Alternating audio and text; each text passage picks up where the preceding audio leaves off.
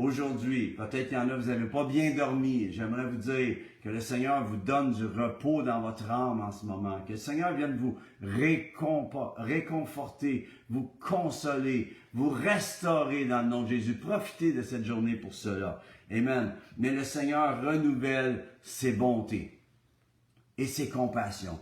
Et j'appelle que le Seigneur vienne te vivifier en ce moment. Vienne te donner des forces nouvelles, Louise. Amen. Jérémie, la même chose. Chacun d'entre vous, soyez bénis. La puce, on veut prier pour toi. Dans le nom de Jésus, nous déclarons cette bestiole qui s'appelle le cancer. Ce n'est pas ton cancer. Nous déclarons qu'il sèche dans le nom de Jésus. Hey les amis, la semaine passée, avez-vous apprécié Pasteur Bruno Calvérac? La semaine d'avant, c'était Pasteur Joël. On a été bénis, les amis. C'est le fun d'avoir des invités. Dans quelques semaines, on va avoir Pasteur Jerry Plunkett en plus. Ça va être vraiment bon. J'ai trop hâte. Alors, je suis content d'être avec vous. Profitez d'un bon petit café en écoutant cette parole. Mon but ce matin, c'est que vous allez vous rejoindre votre assemblée locale ensuite. OK? Que vous vous trouvez une assemblée. Si vous n'en avez pas, appelez-moi. On va essayer de vous trouver une assemblée dans votre coin. Des gens qui vont vous aimer, un pasteur qui va bien vous pasteuriser. Amen. Parce qu'on a besoin d'être pasteurisé. On a besoin de revenir à l'église, les amis. C'est important de revenir à une église locale, de pouvoir, tu sais, vous savez, il y a eu trop de sofa church, là. On s'est ramassé avec du sofa church depuis 3 ans, puis on s'est habitué de vivre l'église dans nos pantoufles. Le Seigneur veut que tu mettes tes espadrilles maintenant. Il veut que tu changes de chaussures. Il veut que tu prennes les chaussures que donne la foi de prêcher l'Évangile, de faire la différence. Alors, sans plus tarder, j'aimerais vous parler ce matin un récit de la parole qui m'active dans mon cœur. C'est la conversion de l'apôtre Paul. J'aimerais vous inviter, tournez dans votre Bible. Je n'ai pas Lawrence. Lawrence est en vacances en ce moment, donc on n'est pas sur StreamYard, on n'a pas les paroles, vous ne pouvez pas le suivre. Vous êtes obligés de prendre votre Bible, les amis. Tournez avec moi dans Acte 9. Je vais vous lire ça rapidement. Je veux lire Acte 9. On va lire 22 versets, pas 22 chapitres, mais 22 versets. Et j'aimerais vraiment qu'on prenne le temps de lire la parole. C'est important. Puis, dans le fond, le Seigneur me disait, lis-le au complet, il y en a qui n'ont pas eu le temps de lire cette semaine. C'est pas grave, savez-vous quoi? Ça va être un nouveau départ de parole pour toi aujourd'hui. Acte 9, verset 1, et on y va. Acte 9. Cependant, Saul, il s'appelait Saul, avant de s'appeler Paul, il s'appelait Saul. Cependant, Saul, respirant encore la menace et le meurtre contre les disciples du Seigneur, se rendit chez le souverain sacrificateur et lui demanda des lettres pour les synagogues de Damas, afin que s'il trouvait des partisans de la nouvelle doctrine, hommes ou femmes, il les amena liés à Jérusalem. Ça, c'était l'esprit qui animait le cœur de Saul à ce moment-là. Comme il était en chemin et qu'il approchait de Damas, tout à coup, j'aime le tout à coup de Dieu, amen. Une lumière venant du ciel resplendit autour de lui. Il tomba par terre et il entendit une voix qui disait, « Saul, Saul, pourquoi me persécutes-tu? » Il répondit, « Qui es-tu, Seigneur? » Et le Seigneur dit, « Je suis Jésus que tu persécutes. Il te serait dur de régimber contre les aiguillons. » Tremblant et saisi de froid, il dit, « Seigneur, arrêtez-vous à cette phrase-là, « Seigneur, que veux-tu que je fasse? » On va revenir là-dessus, mais on continue la lecture. Et le Seigneur lui dit, « Lève-toi, entre dans la ville, et on te dira ce que tu dois faire. » Les hommes qui l'accompagnaient demeurèrent stupéfaits. Ils entendaient bien la voix, mais ils ne voyaient personne. Verset 8. Saul se releva de terre, et quoique ses yeux fussent ouverts, il ne voyait rien. On le prit par la main et on le conduisit à Damas. Acte 9, 9. Il resta 3 jours sans voir, et il ne mangea ni ne but. Quel départ de vie chrétienne! 3 jours de jeûne en partant, à rien voir. Pensez à ça. Verset 10. Or, il y avait à Damas un disciple nommé Ananias. Le Seigneur lui dit dans une vision, « Ananias ». Il répondit, « Me voici, Seigneur ». Ça, c'est la bonne réponse à répondre. « Me voici, Seigneur ». Et le Seigneur lui dit, « Lève-toi, va dans la rue qu'on appelle la droite ». C'était pas compliqué dans ce temps-là. Va dans la rue qu'on appelle la droite et cherche dans la maison de Judas un nommé Saul de Tarse, car il prie. Et il a vu en vision un homme du nom d'Ananias qui entrait et qui lui imposait les mains afin qu'il recouvrât la vue. Ananias répondit, « Seigneur, j'ai appris de plusieurs personnes tous les maux que cet homme a fait à tes saints dans Jérusalem. Et il a ici des pouvoirs de la part des principaux sacrificateurs pour lier tous ceux qui invoquent ton nom. Mais, le Seigneur lui dit, mais, j'aime le mais du Seigneur. Aimez-vous le mais du Seigneur? Tu sais, quand Dieu dit mais, quand le mais s'installe, le mais M-A-I-S de Dieu est une table succulente. Va, car cet homme est un instrument que j'ai choisi pour porter mon nom devant les nations, devant les rois et devant les fils d'Israël. Et je lui montrerai tout ce qu'il doit souffrir pour mon nom. Verset 17. Ananias sortit, et lorsqu'il fut arrivé dans la maison, il imposa les mains à Saul en disant, « Saul, mon frère. » Wow! Saul, mon frère, les premières paroles. Saul, mon frère, le Seigneur Jésus qui t'est apparu sur le chemin par lequel tu venais, m'a envoyé pour que tu recouvres la vue et que tu sois rempli du Saint-Esprit. Au même instant, j'aime le tout à coup, mais j'aime le au même instant. Et j'appelle un au même instant dans ta vie. Il tomba de ses yeux comme des écailles, et il recouvra la vue. Il se leva et fut baptisé. Et après qu'il eut pris de la nourriture, les forces lui revinrent. Saul resta quelques jours avec les disciples qui étaient à Damas. On a presque terminé, versets 20 à 22. Et aussitôt, j'aime les aussitôt. Aimez-vous les aussitôt? Aussitôt, il prêcha dans les synagogues que Jésus est le Fils de Dieu.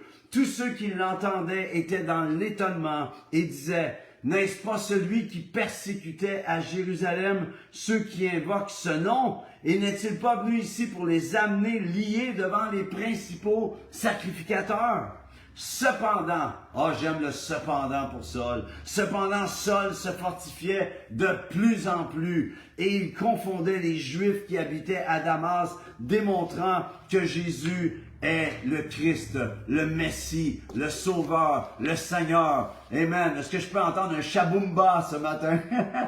Amen. Quelle parole, quelle conversion seulement, quel changement de vie. Quel 180 degrés, les amis. C'est extraordinaire, la conversion de Saul. À tel point converti qu'il change de nom. Il passe de Saul à Paul. C'est intéressant quand tu penses que les parents de Saul l'ont appelé Saul, un roi qui était déchu en passant. C'est un drôle de nom à donner, vous ne trouvez pas? Il lui donne le nom de Saul, mais le Seigneur le transfigure en Paul. Et le Seigneur veut transfigurer ta vie. Le Seigneur veut transfigurer ta situation. Amen. Et j'aimerais te dire, tu vois, la question, la vie de Paul commence avec une question. Deux questions, en fait. Le Seigneur se révèle à lui. Et quand je vois Paul qui change de vie comme ça, je me dis que tout est possible pour n'importe qui sur la planète. Dieu peut changer un Poutine, peut changer n'importe quel être humain en ce moment sur la planète. Alors que tu vois que Saul s'en allait directement pour s'en prendre à l'Église du Seigneur. Mais Dieu avait un plan. C'est intéressant, ne trouvez pas, quand vous pensez que ce qui s'est passé pour Saul. Saul devient aveugle. Et là, il prie pendant 3 jours. Il jeûne, il prie, il mange pas, il boit pas 3 jours. Quel début de conversion, les amis. Pensez à ça. Et là, il a une vision. Les yeux, il voit rien de la terre, mais il a une vision. C'est bon. Et là, il voit qu'il y a un homme qui s'appelle Ananias va venir lui imposer les mains. Voyez-vous? Et là, le Seigneur se révèle à Ananias, qui est un homme de prière, un prophète, un homme de Dieu. Et Dieu lui dit, va vers Saul. Puis là, il a vu, le Seigneur lui dit, parce qu'il a vu qu'un homme appelé Ananias irait le voir pour lui imposer les mains. Voyez-vous le plan qui est dans l'invisible, qui s'apprête à devenir une visibilité. Amen. Et la question que je trouve extraordinaire, c'est comment Paul commence. Qui es-tu, Seigneur? Qui es-tu, Seigneur? Et là, Jésus lui dit, je suis Jésus que tu persécutes. Il te serait dur de régimber contre les aiguillons. OK? Ensuite de ça, Paul dit, Seigneur, que veux-tu que je fasse? Et pensez à ça. Quand il dit Seigneur, il établit, il reconnaît la seigneurie, il reconnaît que c'est lui le boss, que c'est Jésus. À partir de cet instant-là, c'est Jésus qui devient le patron, le boss, le général, le capitaine de sa vie. J'aimerais te poser, est-ce que c'est ça que Jésus est dans ta vie en ce moment? Est-ce qu'il est ton Seigneur où il te donnerait un ordre et aussitôt tu obéirais? Je sais que ça nous prend parfois des années à comprendre comment fonctionne l'obéissance. Mais le plus vite que nous comprenons l'obéissance et que nous saisissons la voix de Dieu, est-ce que tu sais reconnaître la voix de Christ, ton roi, au travers de toutes les voix qui se passent en ce moment, au travers de tout le bruit de ce monde?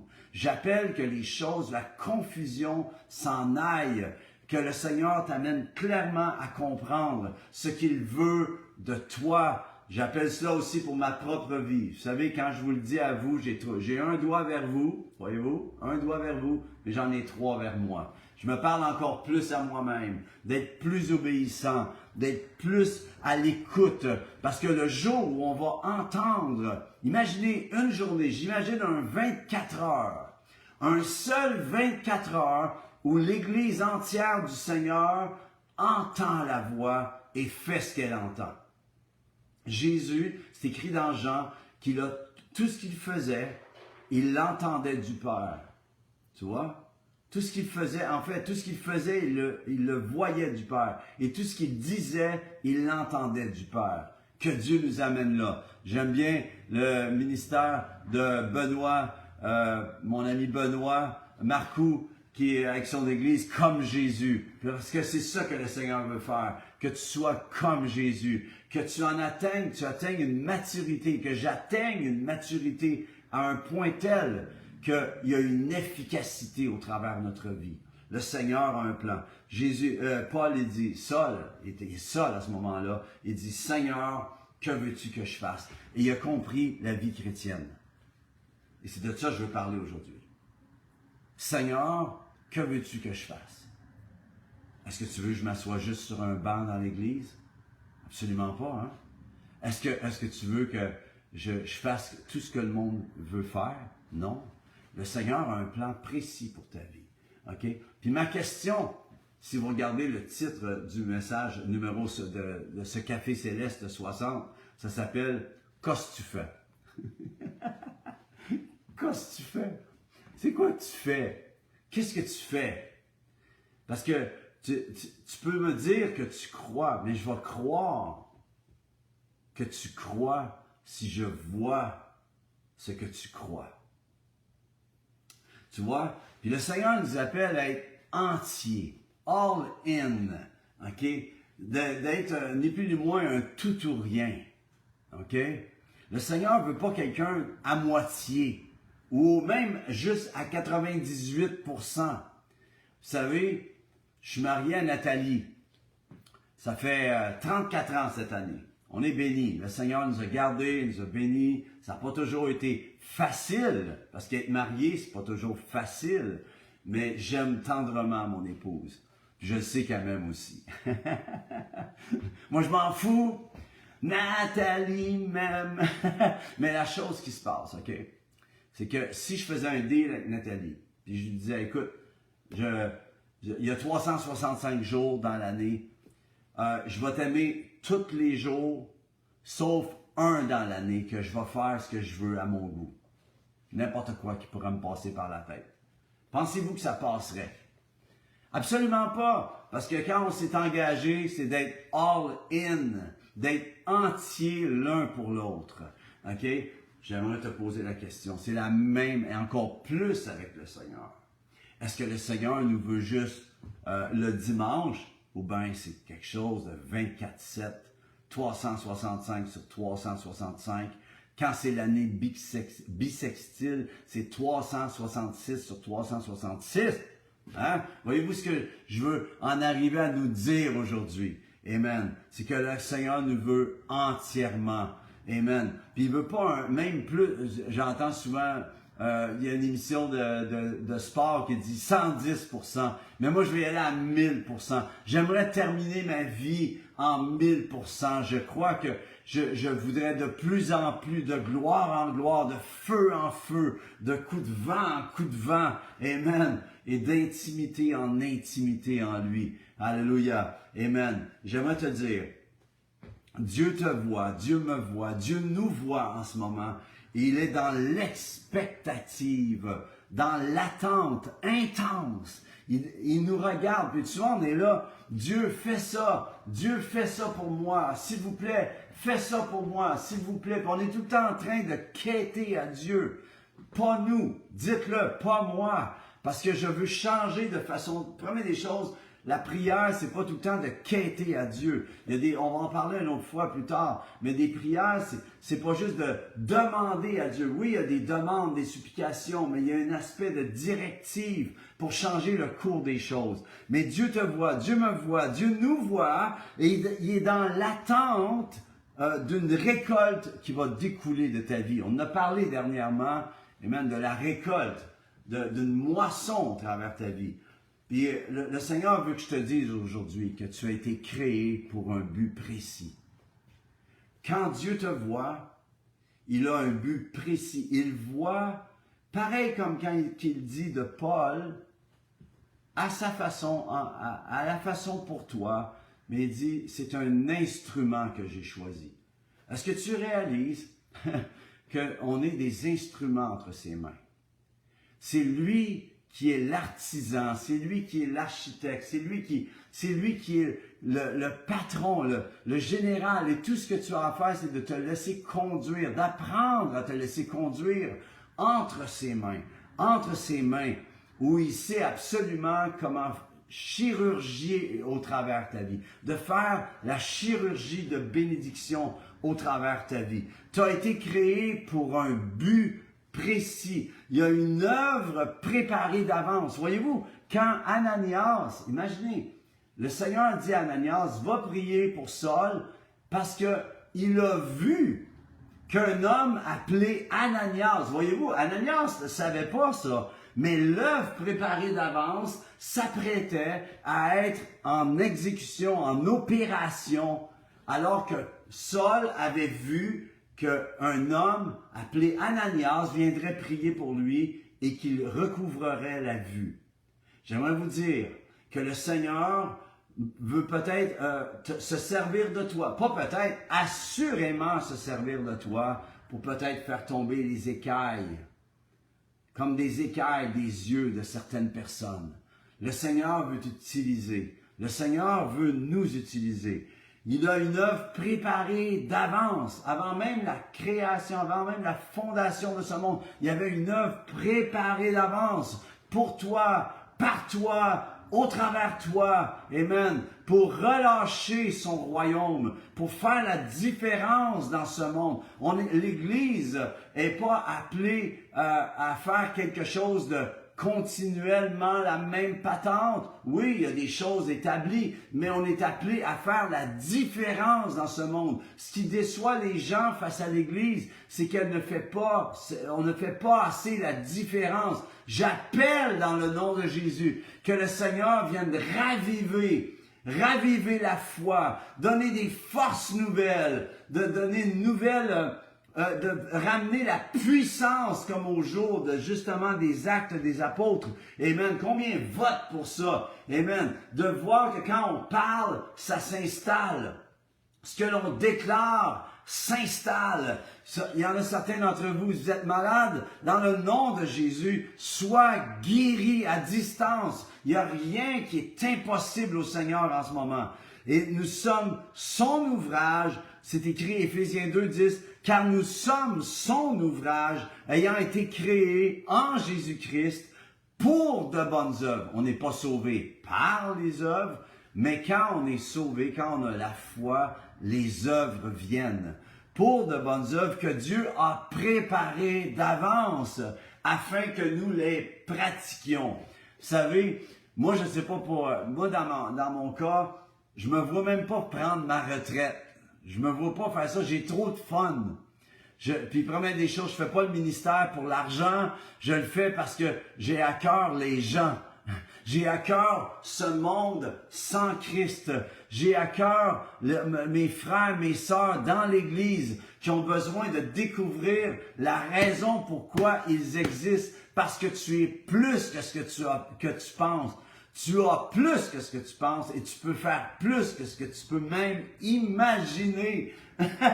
Amen. Et c'est ça qu'on parle aujourd'hui. Je veux t'aider. Je voudrais t'aider à activer ce que Dieu a en réserve au travers de ta vie qui a peut-être été enfoui par des paroles négatives, par des choses qui t'ont déçu. Amen. Tu as donc été créé pour un but qui se voit, un but visible, qui va se voir un jour. Et oui, il y a une préparation, mais à un moment donné, éventuellement, au bon timing de Dieu, quand tu es la flèche, et on va en parler plus tard, ok, parce que le temps file, quand tu es la flèche qui a été aiguisée, qui a été peut-être peaufinée, rendue droite, avec l'empant, les plumes là au bout. Quand tu es la flèche, il te sort du carquois et il peut t'envoyer à atteindre le but. Tu es né, tu existes pour un but précis. J'aimerais savoir, qu'est-ce que tu fais? Qu'est-ce que tu fais? Qu'est-ce que tu veux? Puis dis-le au Seigneur. Ça, Stéphanie, c'est la bonne question à poser. Qu'est-ce que tu veux que je fasse, Seigneur? Dis-le, Seigneur, que veux-tu que je fasse? Peut-être que jusqu'ici, ta vie a été une vie où tu as reçu beaucoup, puis tu as entendu 1001 messages. Le Seigneur dit, c'est bon, mais là, c'est le temps d'appliquer les messages. L'Église est friande de recevoir des messages, mais c'est important qu'un coup que tu as entendu le message de ton pasteur, que tu vas l'appliquer. Maurice Ray disait, Theologia Scientia eminens pratica. La théologie est premièrement une science qui se pratique. Et tu vois, la foi sans les œuvres est morte. On va continuer sur ce sujet-là la semaine prochaine. Le temps file tellement, les amis. J'espère que ça vous a encouragé. On commence une petite série pour un certain temps. Je vais inviter d'autres invités bientôt. Puis on va se demander, qu'est-ce que tu fais? Qu'est-ce que tu fais? J'aimerais savoir, je prie que cette semaine, tu poses cette question. Seigneur, pareil comme Paul, Saul, qui est devenu Paul. Seigneur, que veux-tu que je fasse? Il y en a certains d'entre vous, peut-être que le Seigneur vous appelle à vous impliquer davantage dans votre église locale. Je vous encourage tous à retourner à votre église, à retourner à vos pasteurs, à être les bras droits, que les pasteurs qui voient que quand vous écoutez ce café céleste, vous arrivez avec du céleste à votre assemblée, vous arrivez en feu, vous êtes une bénédiction pour tous ceux qui sont là. Vous en allez là, prêts pour pouvoir bénir, être une bénédiction. Dire, Seigneur, je peux-tu faire un sourire à quelqu'un? Je peux-tu dire une parole d'encouragement, un court verset? Peut-être mettre ma main sur l'épaule à quelqu'un, prier avec elle. Soyez une bénédiction. Arrivez en feu à votre église, les amis. Puis arrivez comme un assistant pour être là, pour faire la bénédiction, d'amener la bénédiction. Tu es appelé à t'impliquer davantage dans ton église. Peut-être un livre à écrire, peut-être un chant à chanter, peut-être une œuvre spéciale pour les jeunes, les enfants ou les personnes âgées qui que ce soit. Fais ce que le Seigneur te montre. Peut-être tu es appelé à faire de la nourriture pour aider des personnes. Je ne sais pas. Qu'est-ce que Dieu va te donner? Dis au Seigneur, Seigneur, que veux-tu que je fasse? Hey les amis, le 30 minutes vient de passer. J'espère que ça vous a amené un petit peu de café céleste, un café glacé ce matin. C'est un café glacé. On en a besoin. La semaine prochaine, eh bien, on va continuer dans le Qu'est-ce que tu fais, mais d'une autre façon. Amen. J'espère que ça vous a encouragé. Si le Seigneur vous active à faire quelque chose, déclarez-le. Dis, je vais faire cela. Si c'est de faire des exercices pour sa gloire, pour te remettre en forme, pour pouvoir mieux servir, fais-le. Alors, bonne semaine, les amis. Je vous aime. Profitez de l'été. Soyez prudents sur la route en toutes choses. Soyez prudents aussi dans le chemin qui est Jésus, notre roi. Je vous aime, les amis. Bonne semaine. Merci de votre appui, vos partages et même partagez ça à quelqu'un. Bonne semaine. À bientôt.